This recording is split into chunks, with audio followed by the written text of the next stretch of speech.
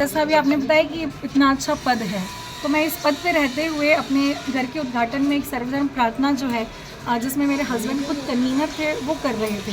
लेकिन मध्य प्रदेश शासन ने उस सर्वधर्म प्रार्थना को करने की अनुमति नहीं दी। भगवान बुद्ध की अस्थियां आई थी, उसके दर्शन करने की अनुमति मुझे नहीं प्रदान की, और किसी भी स्वरूप में जो है इस कार्यक्रम में उपस्थित नहीं रहने का जो है लिखित आदेश मुझे दिया। तो अगर मैं इस पद पर हूँ और मैं अपनी धार्मिक स्वतंत्रता के अधिकार को मैं प्राप्त नहीं कर सकती, तो मुझे लगता है कि मैं इस पद पर रहने की हकदार नहीं हूँ। तो उसी दिन मैंने तत्काल अपने इस पद से त्यागपत्र दिया कि अगर मैं अपने अधिकारों को नहीं प्राप्त कर सकती तो फिर मुझे इस कुर्सी पर बैठने का कोई अधिकार नहीं है। और उसके बाद जो है मैंने फिर कहा कि मुझे अब चुनाव लड़ना है, क्योंकि अब पद तो छोड़ दिया, अब मैं क्या करूं, मुझे तो अन्याय के खिलाफ लड़ाई लड़नी है। मुझे तो अपने हक और अधिकारों के लिए, ना सिर्फ मेरे, ये एक त्यागपत्र की बात नहीं है, बल्कि ये पूरे मध्य प्रदेश और देश की महिलाओं के अधिकारों की बात है। ये सदियों से हाशिए पर रहे समाज की बात है, जो आज भी अपने अधिकारों के लिए लड़ता है।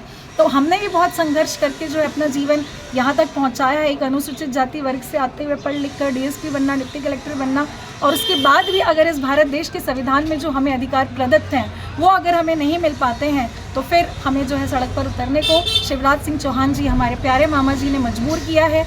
क्योंकि 3.25 महीना हो चुका है मुझे अपना त्यागपत्र दिए हुए। एक तरफ वो आरक्षण देने की बात कर रहे हैं महिलाओं को, और दूसरी तरफ अगर एक महिला खुद जो है राजनीति में आना चाहती है तो उसको रोकने का काम हमारे प्यारे शिवराज सिंह चौहान जी मामा कर रहे हैं। तो मुझे मजबूरी में, क्योंकि 3.25 महीने से आप देख रहे हैं कि पूरे सोशल मीडिया में, हर जगह पर, पेपर में, सब जगह ये दे रहा है कि किस तरीके से मुझे जो है मानसिक और आर्थिक प्रताड़ना दी जा रही है। लेकिन उसके बाद भी जो शिवराज सिंह चौहान जी है वो उन तक मेरी आवाज़ पहुंच नहीं पा रही है।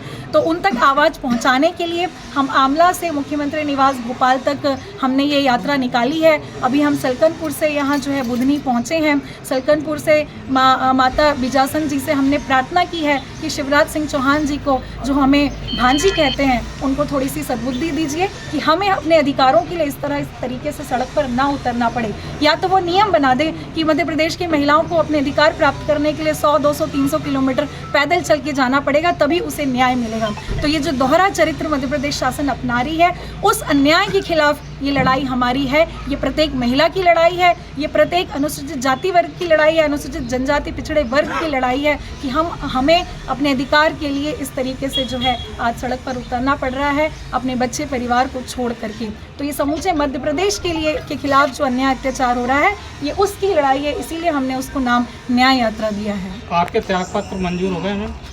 मेरा त्यागपत्र मंजूर नहीं हुआ है, इसीलिए तो मुझे ये न्याय यात्रा निकालनी पड़ी है।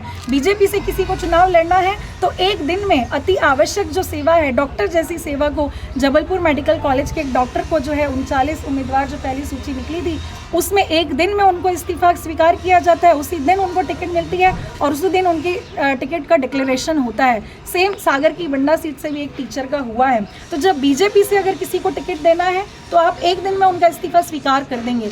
मैंने अपनी जो गुहार है वो हाई कोर्ट में भी लगाई है। हाई कोर्ट में जो पिटीशन चल रही है उसमें भी जो है मध्य प्रदेश सरकार के जो जिम्मेदार अधिकारी है कोर्ट को गुमराह करने का काम कर रहे हैं। तो हमें मजबूरी में आज सड़क पर, आप देख रहे हैं कितनी धूप है, 4 दिन से हम इन सड़क पर दर जा रहे हैं। तो शिवराज मामा क्या ये चाहते हैं कि सरकार क्या कारण बता रही है आपको इस्तीफा नहीं मंजूर करने का? उन्होंने यही कारण दिया है कि वो जांच कर रही है कि हमने आपको अनुमति नहीं दी थी सर्वधर्म प्रार्थना में जाने की, फिर भी आप उस प्रार्थना में गए। तो वो तो मैं इस्तीफा देने के बाद गई, तो ये तो कोई कारण बनता ही नहीं है। उस जांच को लेकर के जो अटकाया जा रहा है कि किसी भी तरीके से मुझे चुनाव ना लड़ने दिया जाए, बस यही कारण है जिसकी वजह से जो है मेरा इस्तीफा रोका जा रहा है। मैम, आप कौन सी जगह से चुनाव लड़ने की? मैं बैतूल की आमला विधानसभा सीट से।